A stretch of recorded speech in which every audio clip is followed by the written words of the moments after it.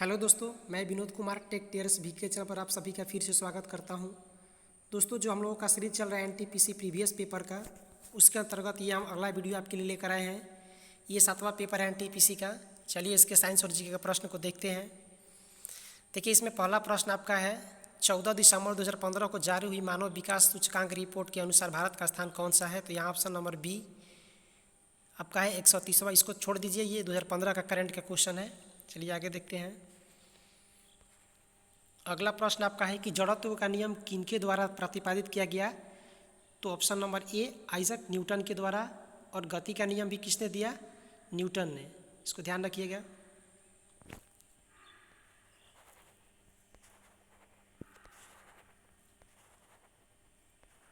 अगला प्रश्न आपका है, भारत वन रिपोर्ट 2015 के अनुसार कुल भौगोलिक क्षेत्र का कितना हिस्सा वन और वृक्षों से आच्छादित? Option number D 24.16।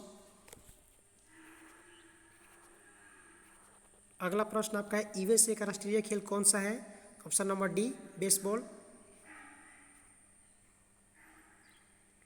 अगला प्रश्न है दोस्तों रीजनिंग से कि कार को पेट्रोल चाहिए चलने के लिए, तो लोकोमोटिव यानी जो रेलवे इंजन होता है उसको क्या चाहिए? पहले लोकोमोटिव उसको कोयला चाहिए, ईंधन के रूप में कोयला उसमें लगता था पहले।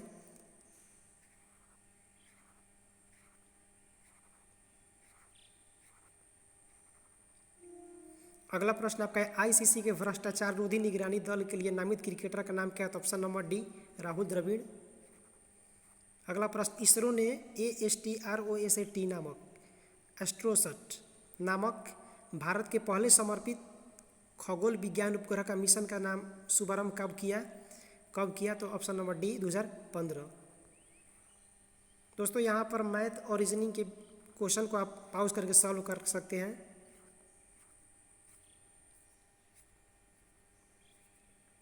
यहाँ से आप देखें कि प्रश्न किस तरह का पूछता है मैथ रीजनिंग का, उससे आपका एक बेस मिलता है। अगला प्रश्न आपका है कि नेट तटस्थता का अर्थ क्या होता है? इसको आयोग ने क्वेश्चन को बाद में डिलीट कर दिया है, मतलब इसमें से कोई भी तरीका सही नहीं है। अगला प्रश्न आपका है, RMAB दवा अपने वर्ग में दुनिया की पहली तेजी से काम करने वाली दवा जल्द ही भारत में लॉन्च होने वाली है।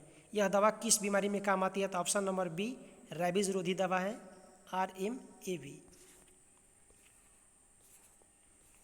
का माथ पूछा है। अल्फ्रेड नोबेल ने किसका आविष्कार किया था? तो ऑप्शन नंबर सी बारूद का। सॉरी दोस्तों, यहाँ पर आयोग ने क्वेश्चन गलत दिया है। बारूद का आविष्कार जो आपने किया था रोजर वेगर ने किया था। अल्फ्रेड नोबेल ने डायनामाइट का आविष्कार किया था, इसको ध्यान रखिएगा। बारूद का आविष्कार किसने किया था? तो रोजर बेकन ने। और डायनामाइट का आविष्कार किया था अल्फ्रेड नोबेल ने। आयोग फर्स्ट बार में क्वेश्चन कुछ गलत दे देता है, उसको हालांकि बाद में सुधार देता है कंप्लेन करने पर, तो इसको ध्यान रखिएगा।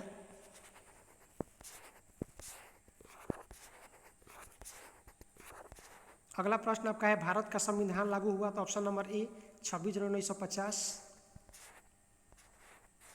अगला प्रश्न आपका, निम्नलिखित में से कौन सा भारतीय रेल के एक जोन को नहीं दर्शाता है? ऑप्शन नंबर डी EWR कोई जोन नहीं है आपका। South Eastern East Coast Railway है, फिर ईस्ट कोस्ट रेलवे और नॉर्थ वेस्टर्न रेलवे, और ये आपका जो EWR ऐसा कोई जोन नहीं है रेलवे में। अगला है, निम्नलिखित में से कौन सा समूह के अन्य विकल्पों को संगत नहीं है? तो ऑप्शन नंबर सी व्हाट्सएप जो है आपका ये अलग है।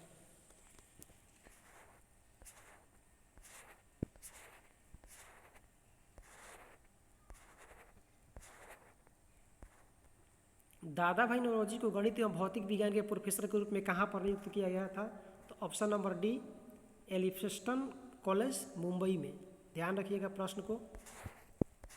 तरल अवस्था में गैसीय अवस्था में रूपांतरण को क्या कहते हैं? तरल अवस्था से गैसीय अवस्था में रूपांतरण को क्या कहते हैं? तो ऑप्शन नंबर सी वाष्पीकरण, इवेपोरेशन। पृथ्वी के आकार की तुलना में निम्नलिखित में से सबसे बड़ा ग्रह कौन सा है? तो ऑप्शन नंबर बी बृहस्पति सबसे बड़ा ग्रह है।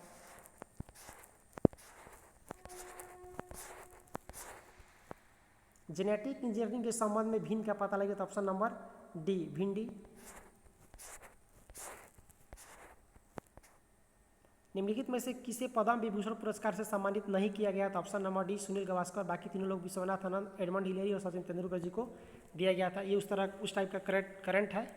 अभी जो फिलहाल में पद्म विभूषण और ये सब जो अवार्ड मिला, इसको ध्यान रखें। क्लोरोफार्म सॉल्यूशन में नाइट्रोजन के किस ऑक्साइड का प्रयोग किया जाता है? तो option number D nitrogen pentoxide. एक कंप्यूटर प्रोग्राम जो सोर्स कोड को ऑब्जेक्ट कोड में बदलता है उसे क्या कहा जाता है? तो option number C compiler. MS Word में कौन सी कुंजी संयोजन का प्रयोग एक कार्य को पहले जैसा करने के लिए किया जाता है? तो ऑप्शन नंबर बी Ctrl+Z। तो दोस्तों ध्यान रखें, एनटीपीसी एग्जाम अगर आपको देना है तो यहाँ पर कंप्यूटर से 3 से 4 क्वेश्चन आपको देखने को मिल सकते हैं।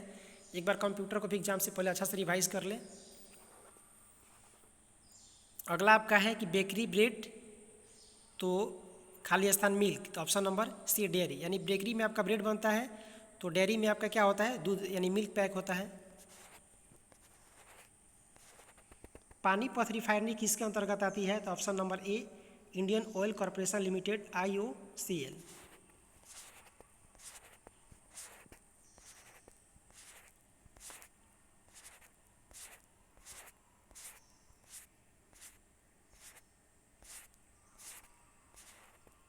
अगला प्रश्न आपका है प्रक्रिया के द्वारा, किस प्रक्रिया के द्वारा आहार नली में किस भोजन जाता है? मतलब कैसे भोजन जाता है, किस प्रक्रिया से? तो ऑप्शन नंबर ए अंतर्ग्रहण यानी इंजेक्शन। 1971 से पहले भारत पाकिस्तान युद्ध कब हुआ था? तो ऑप्शन नंबर डी 1965 में। और कारगिल युद्ध कब हुआ था? तो 1999 में। 26 जुलाई 1999 को विजय दिवस मनाते हैं उसी से। अगला आपका है रीजनिंग मनोरंजन थिएटर तो न्याय कहाँ होगा आपका? ऑप्शन नंबर डी न्यायालय में। मनोरंजन में आपका थिएटर में आपका मनोरंजन होगा तो न्यायालय में आपका न्याय होगा।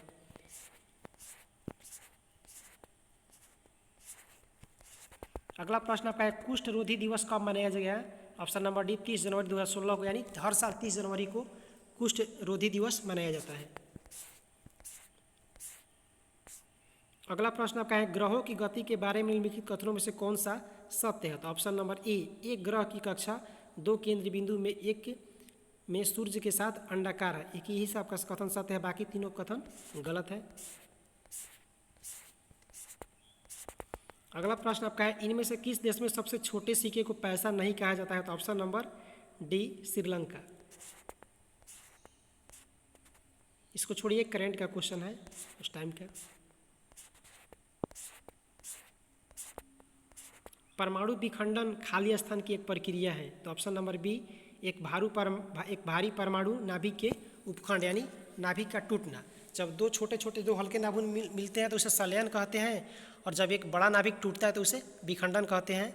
और जो सूर्य में और या तारों में जो भी ये गैस का निर्माण होता है कैसे होता है? तो आपको संलयन प्रक्रिया से ही होता है, इसको ध्यान रखिएगा।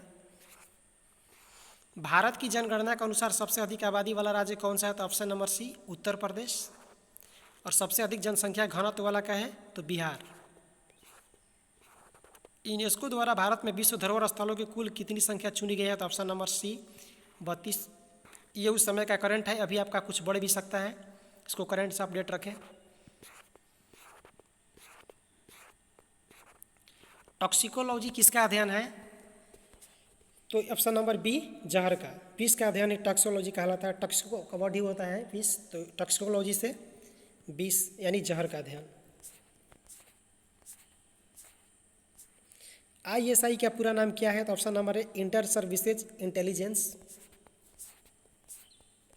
अगला प्रश्न आपका है बहुत ही इंपॉर्टेंट प्रश्न है कि तवांग मठ कहाँ स्थित है? तो ऑप्शन नंबर सी अरुणाचल प्रदेश में, इसको ध्यान रखिएगा। कपड़ा दर्जी को चाहिए तो लकड़ी किसको चाहिए? तो ऑप्शन नंबर सी बढ़ई को। यानी दर्जी को कपड़ा चाहिए तो बढ़ई को लकड़ी चाहिए अपना काम करने के लिए। भारतीय संसद के संबंध में विषम का पता लगाइए यानी भिन्न को छाटिए। यहाँ आपका ऑप्शन नंबर बी ग्रीष्म सत्र। बजट सत्र, मानसून सत्र, शीतकालीन सत्र होता है, ग्रीष्म सत्र ऐसा कुछ नहीं होता।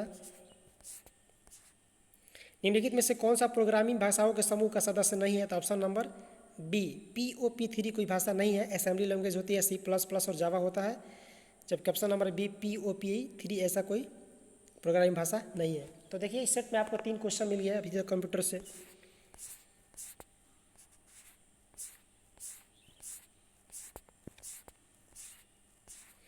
अगला प्रश्न भारत में श्वेत क्रांति का जनक किसे माना जाता है? तो option number C Verghese Kurien को। और भारत में हरित क्रांति का जनक किसे माना जाता है? तो डॉक्टर एम एस स्वामीनाथन को।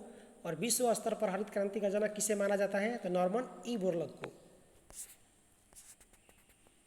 अगला प्रश्न दिया था आपका कि भारतीय रेलवे ने अपने खाली स्थान में बायोडीजल लोकोमोटिव की शुरुआत की है, जिसे कि आयोग ने इस क्वेश्चन को फिर डिलीट कर दिया है।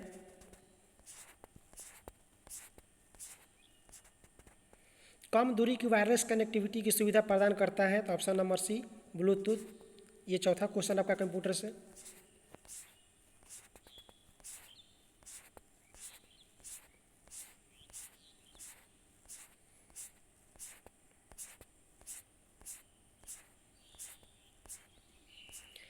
लास्ट प्रश्न आपका है कि फ्रांसीसी खोजकर्ता वास्को डिगामा पहली बार, सॉरी फ्रेंड्स, ये पुर्तगाली था, ये वास्को डिगामा पहली बार समुद्र के रास्ते भारत में कहाँ उतरा था? तो ऑप्शन नंबर ए केरल में, जो कि आपका कालीकट है, जिसे कप्पड़ इसमें ऑप्शन में दिया है, तो कप्पड़ होगा, इसको ध्यान रखें, केरल में पड़ता है, कालीकट में। तो दोस्तों, अगर आपको ये वीडियो अच्छा लगा तो प्लीज़ इसे लाइक करें, शेयर करें और कमेंट करें। और अभी तक आपने हमारे चैनल को सब्सक्राइब नहीं किया है तो प्लीज़ चैनल को सब्सक्राइब कर लें, ताकि हर वीडियो का नोटिफिकेशन आपके पास पहुंचता रहे। बहुत ही जल्द हम ग्रुप डी का पेपर का भी एक सीरीज स्टार्ट करेंगे। ये वीडियो देखने के लिए बहुत बहुत धन्यवाद। आपका दिन शुभ हो।